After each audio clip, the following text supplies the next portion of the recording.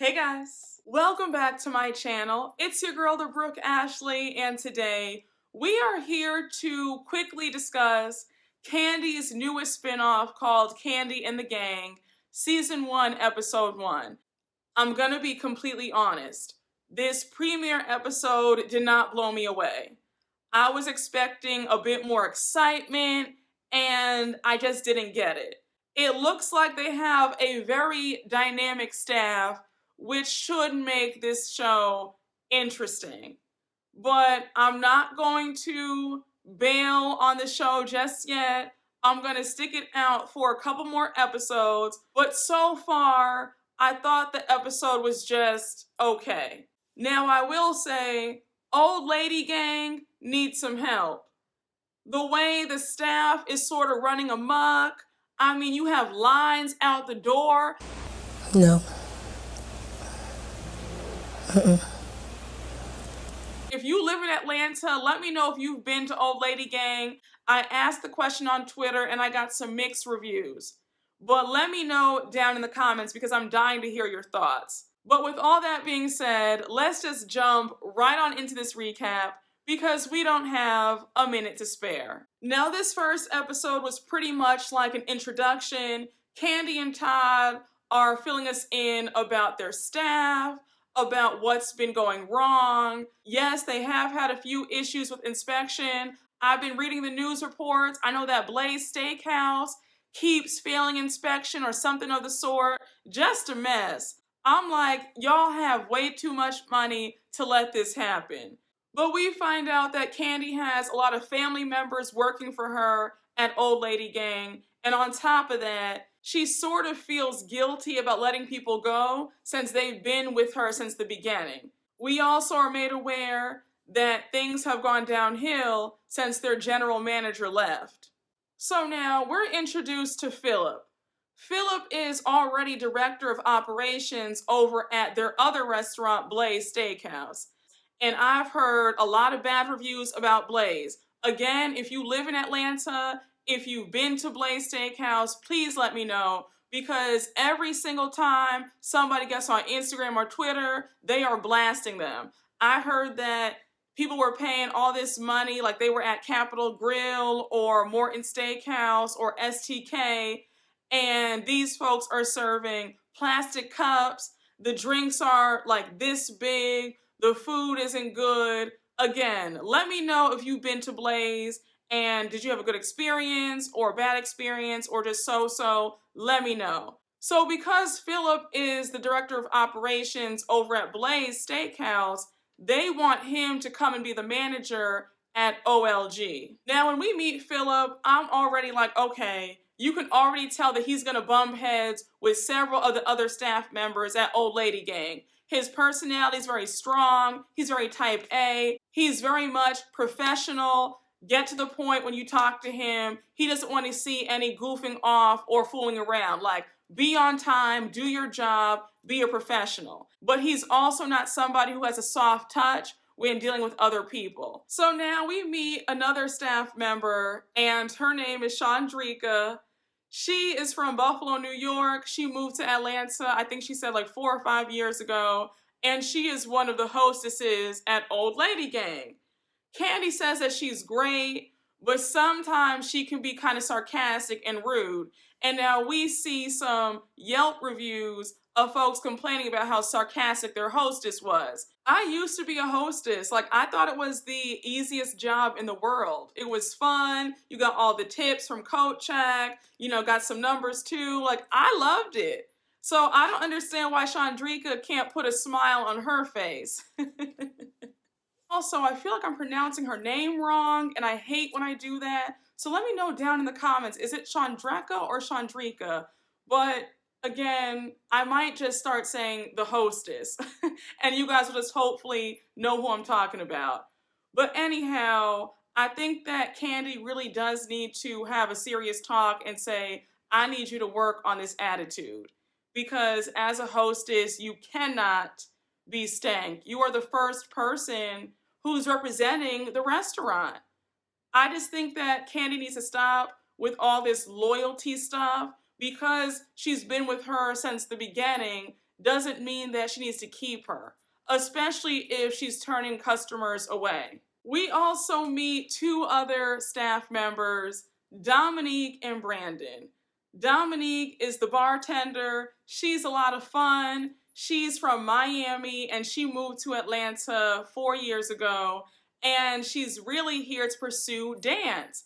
She says that she's danced with so many top artists, including Megan Thee Stallion. So the cool part about her job, she can leave for a month and do her thing and then come back. Brandon is the general manager, but Todd doesn't feel like he's general manager quality.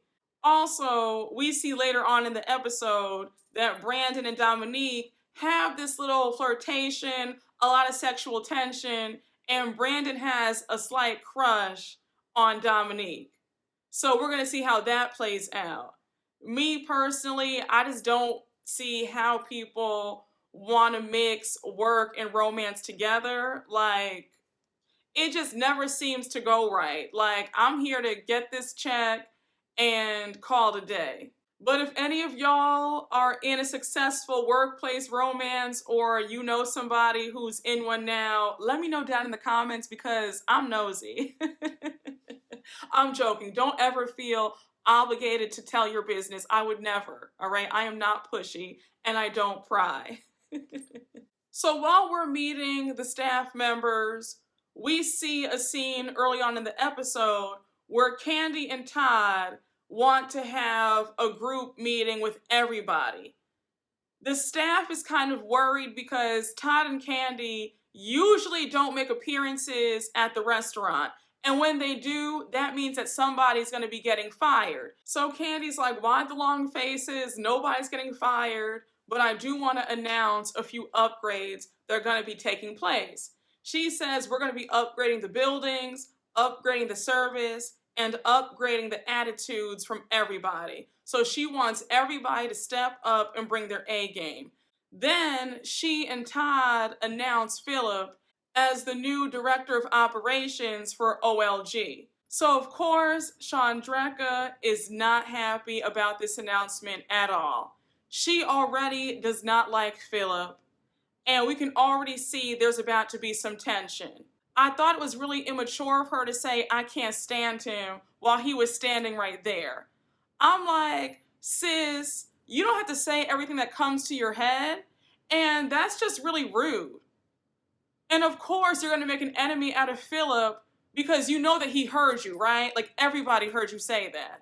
And also, why make things harder for you? This man is about to be your new supervisor, so wouldn't you want to try to get off on the right foot? Why make an enemy when you don't have to? So now Kandi says that she wants to have an OLG event because before COVID, they used to have events all the time, like open mic nights, karaoke nights, like just a really good time, and they were always doing staff appreciation days.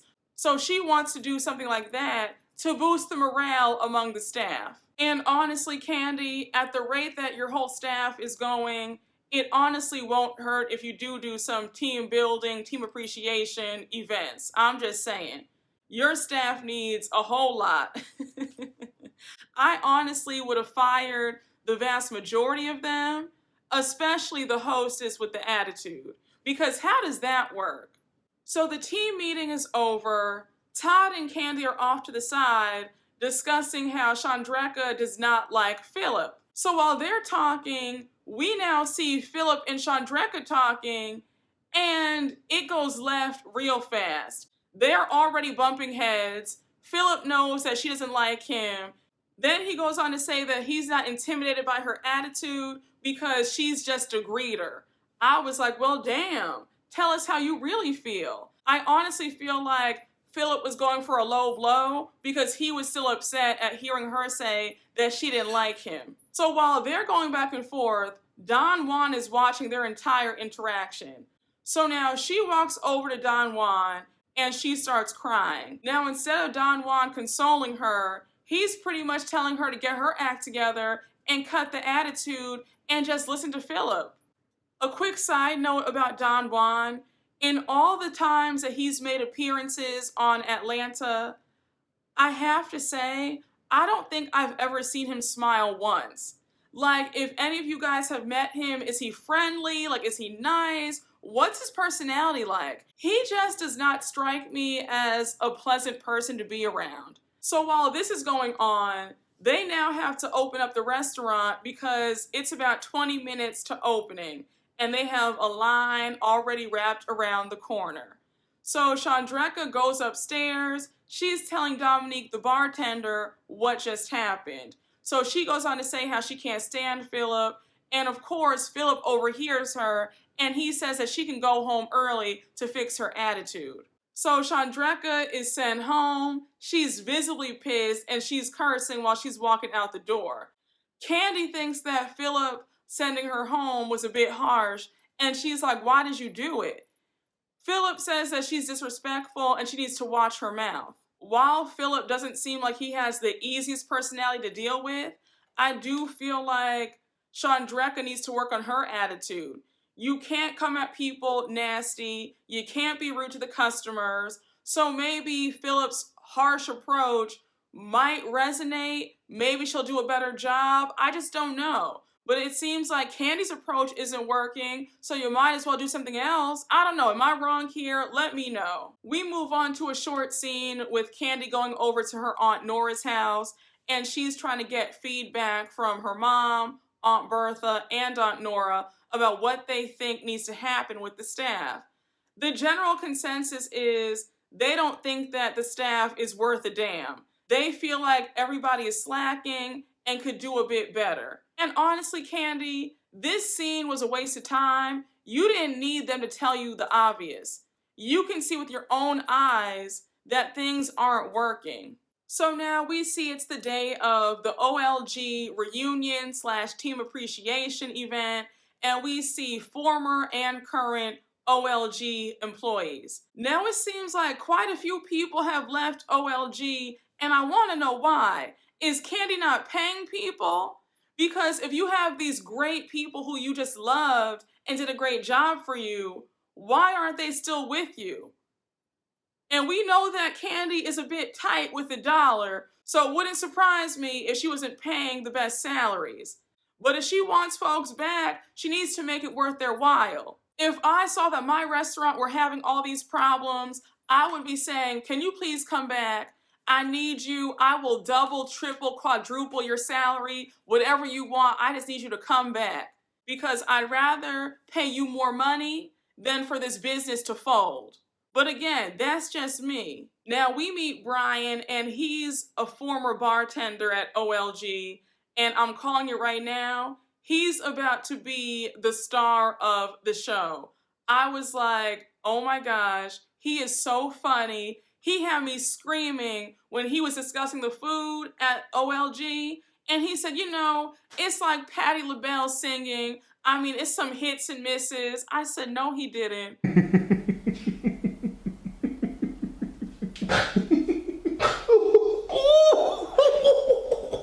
I said, no, he did not say this on national TV.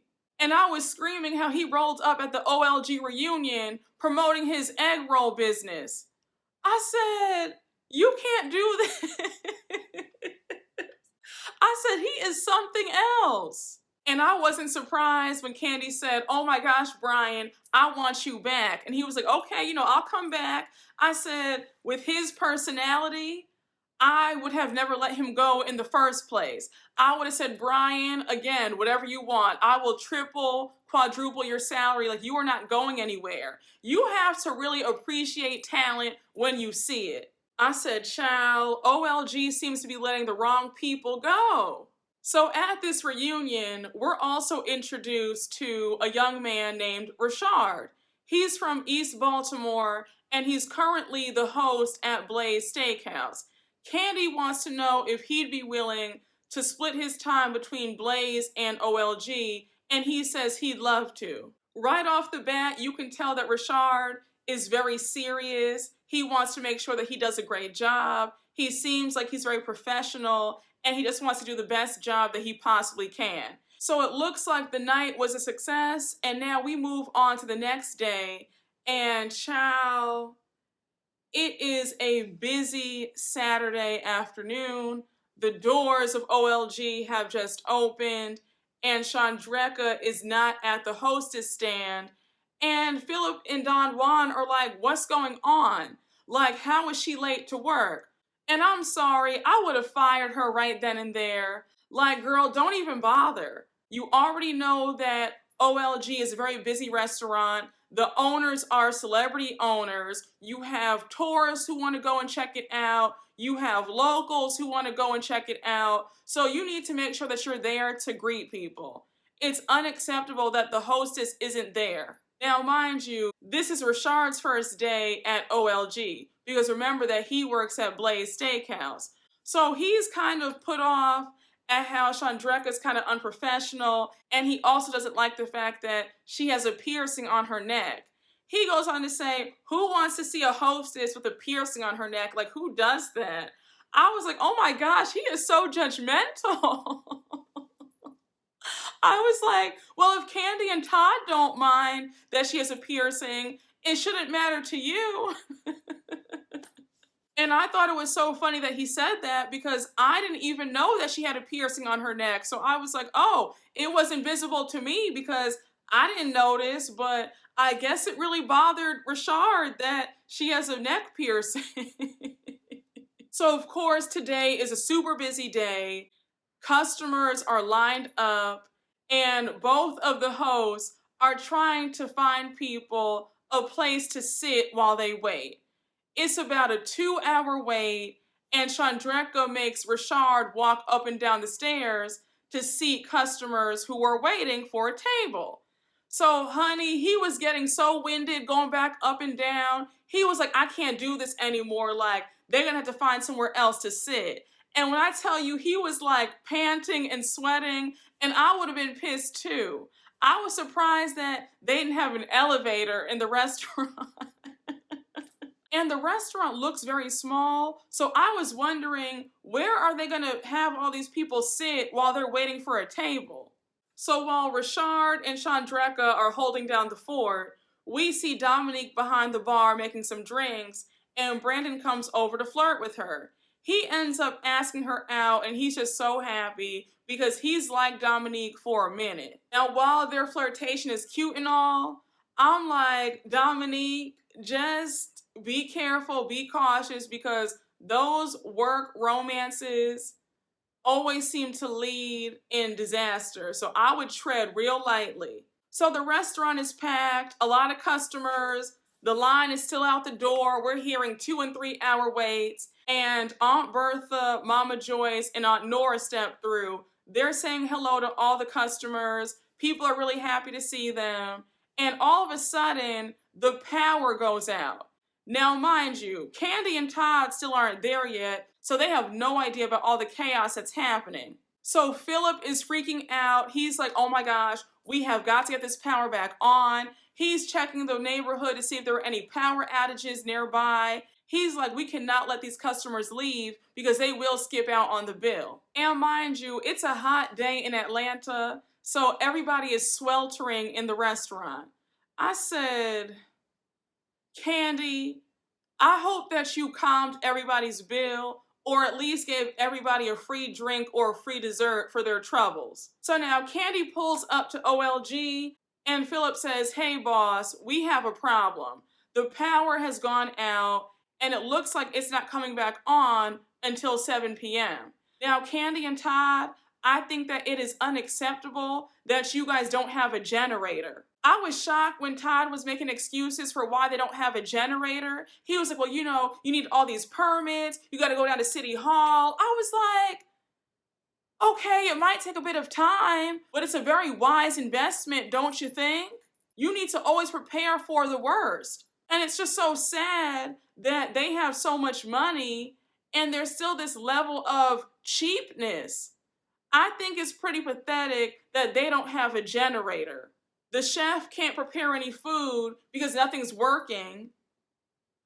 Like, that's just unacceptable. There's no air conditioning, so folks are sweating while eating in the dark.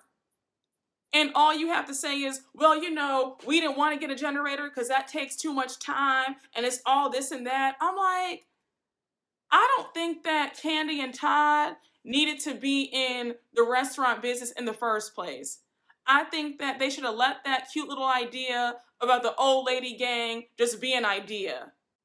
It just seems like it's a whole lot of problems. They're failing inspections, people are quitting in record numbers, the staff is doing their own thing, no generators, power going out, folks eating in the dark, 2 and 3 hour waits. And somebody on Twitter told me that you guys don't honor open table reservations. People will make reservations and you will sit there and play in their face and say that you don't have any record of it. I felt Dominique when she said that it's embarrassing for them not to have power with all these customers here. I would have felt embarrassed as well. Because with a big name celebrity owner, this shouldn't be happening. But y'all, that was the premiere episode of Kandi and the Gang.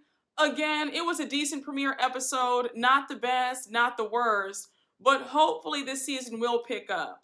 I think that it has the makings to be a pretty good show. But as always, thank you all so much for watching my recap. I hope you all enjoyed, and please make sure to like, comment, and subscribe, and I will see you all later. Bye.